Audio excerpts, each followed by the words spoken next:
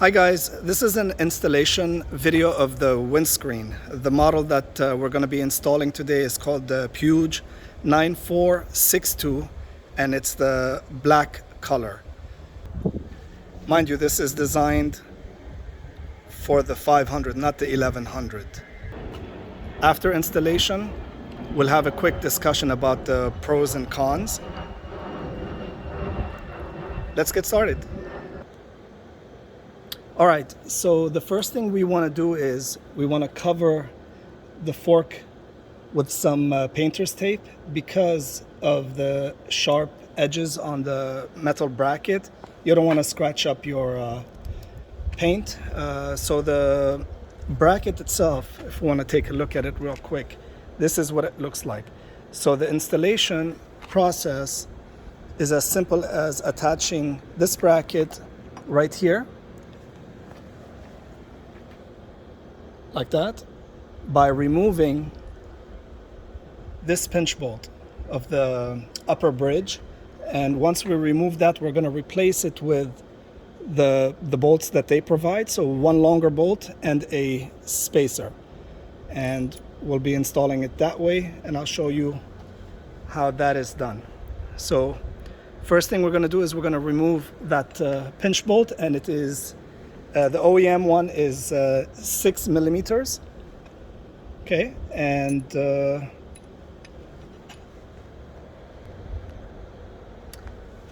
torque setting for this bolt is 16 foot-pounds, if you want to write that down somewhere. Again, this is 6 millimeter, and let's begin by removing it.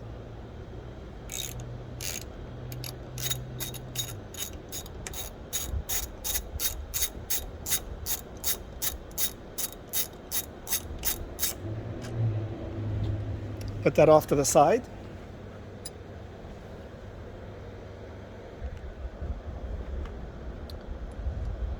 The bracket actually is labeled. You see the L right there? L is for left, so that way you know when you're installing it to put it on this side. In addition, this is the bolt, goes in first, and then we're going to put the spacer that they provided, and we're gonna install it in this fashion. Thread it, of course, with your fingers, guys. Do not try to push it in and strip the threading. Be careful with it.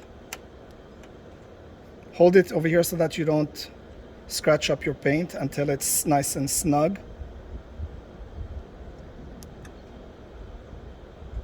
Right, and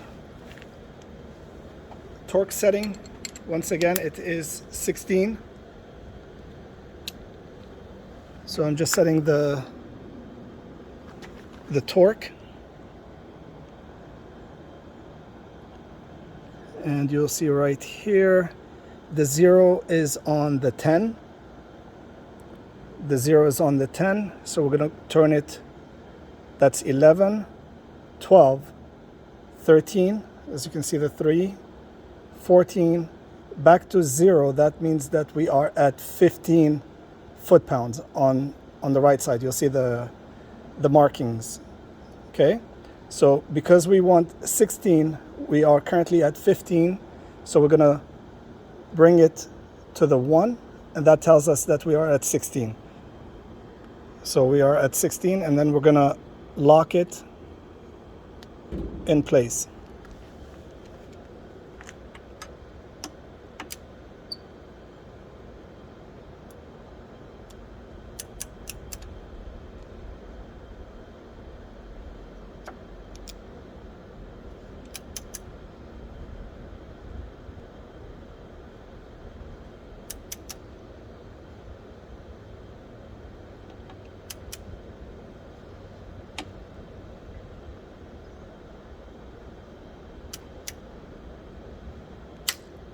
There you go.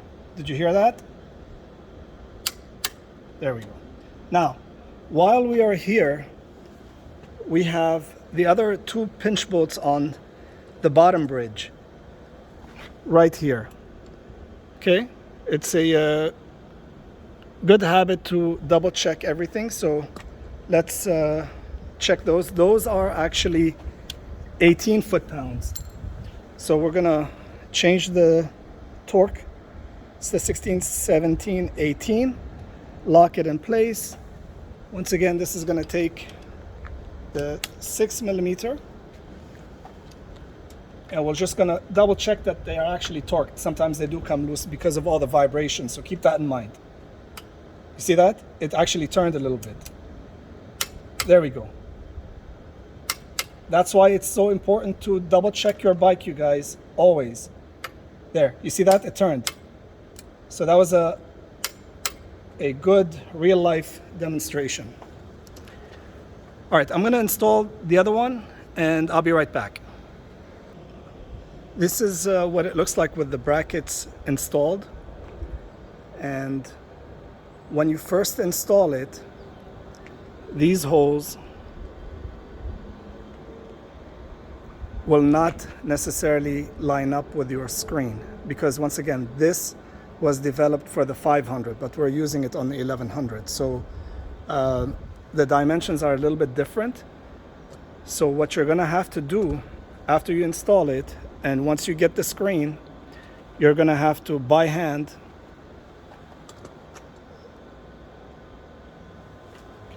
bend the brackets in or out, okay? You just need to bend them, and they're very easy to bend, as you can see, right? It's not too much, and you'll see it better once I get the screen and we can test fit. Okay, let's put the screen on and to make sure that it fits in the right place. So start by putting it on one side, and you'll secure it with the 2 screws to hold it in place as you align the brackets.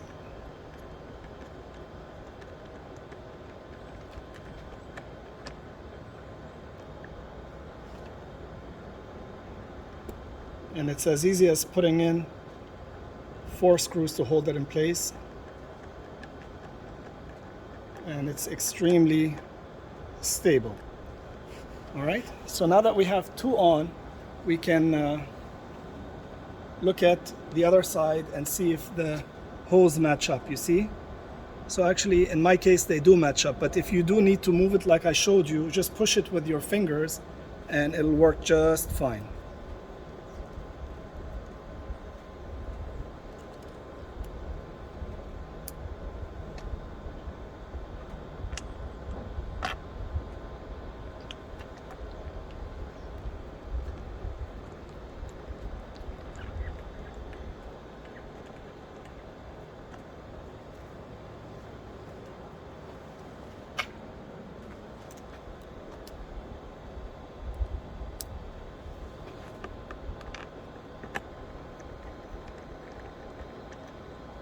Don't over tighten these. They have a rubber washer.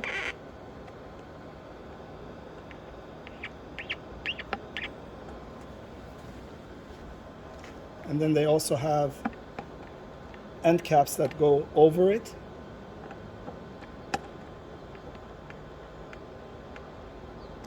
To cover the screws.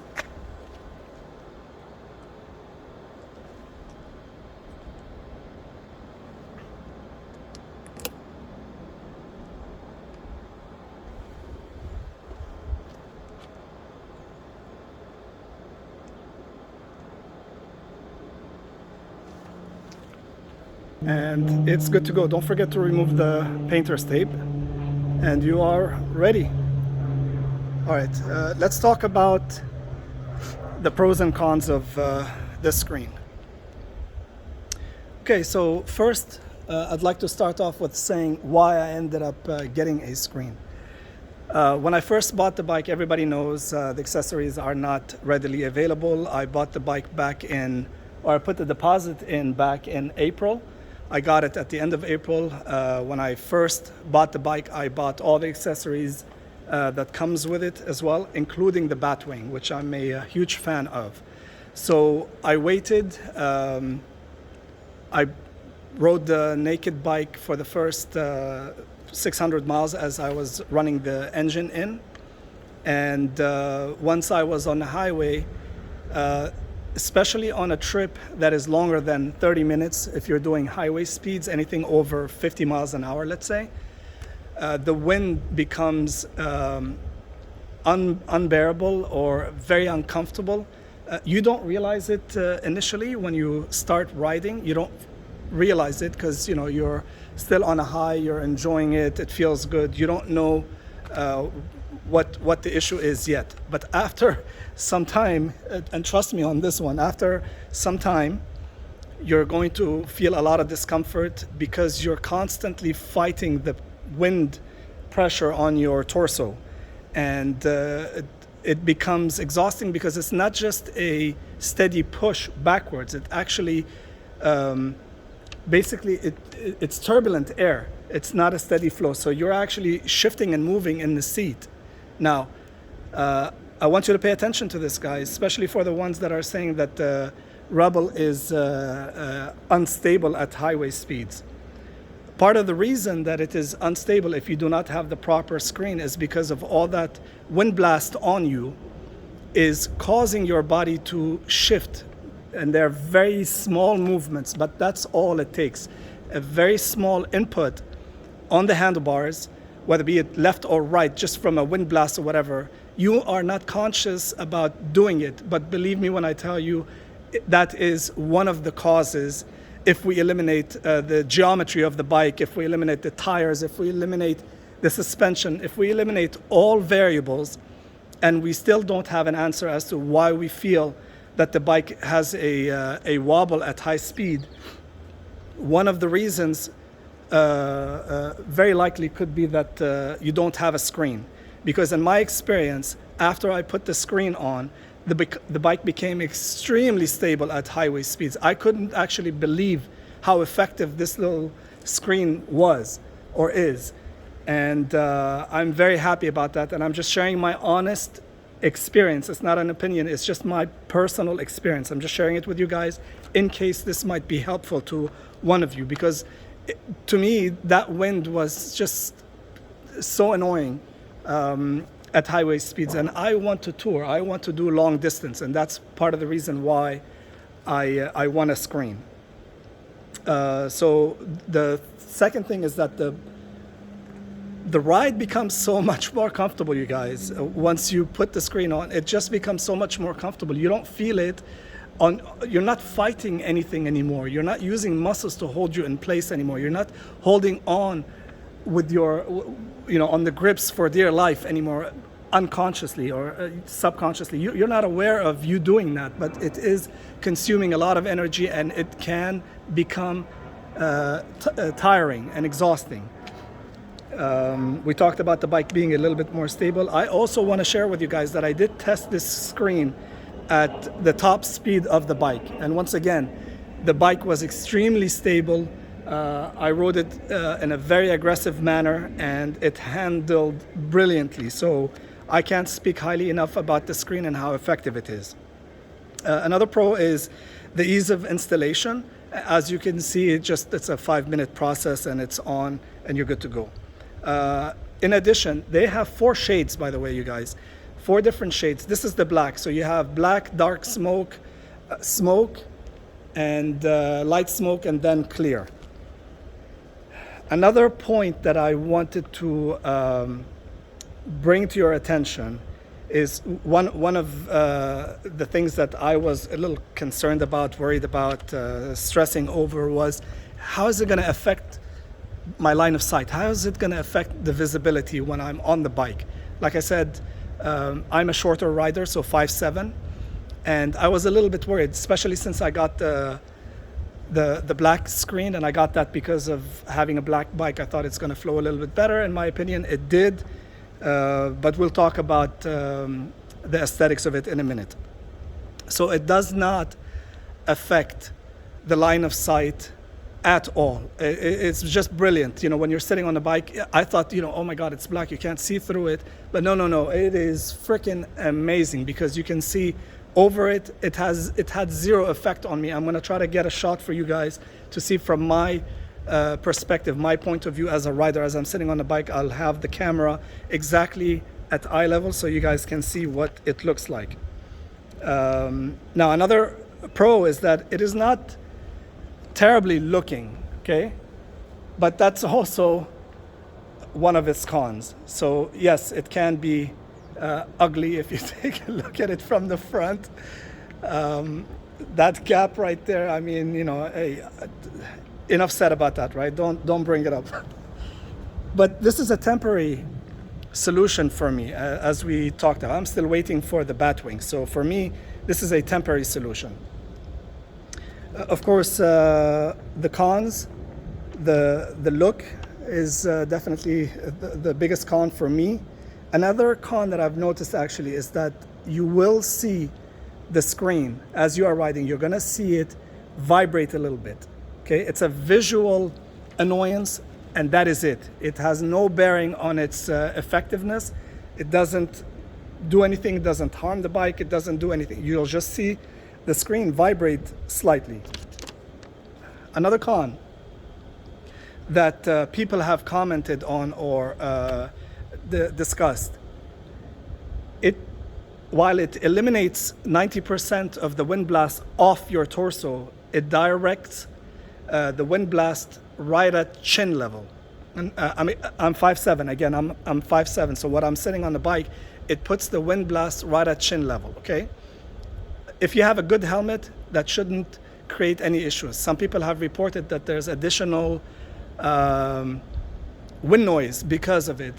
I didn't notice it, and the reason why I didn't notice it is because my hearing is damaged, and I actually wear ear protection on every single ride.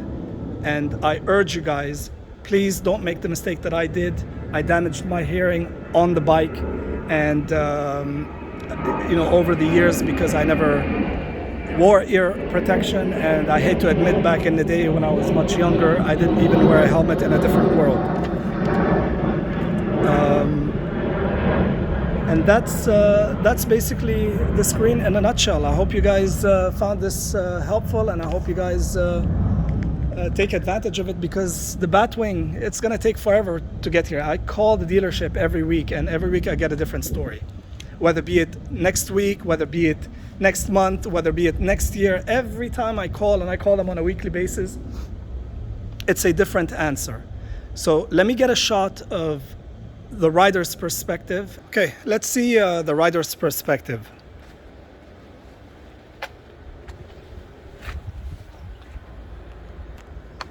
Okay, the bike is upright right now, and I'm gonna put the phone or the camera lens at eye level. This is eye level. Okay, can you see your visibility?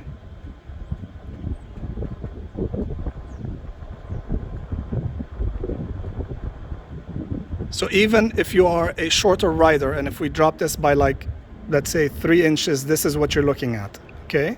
So this is right in front of my mouth, chin area basically. Bring it back up. This is my view, okay? Have a great day, guys.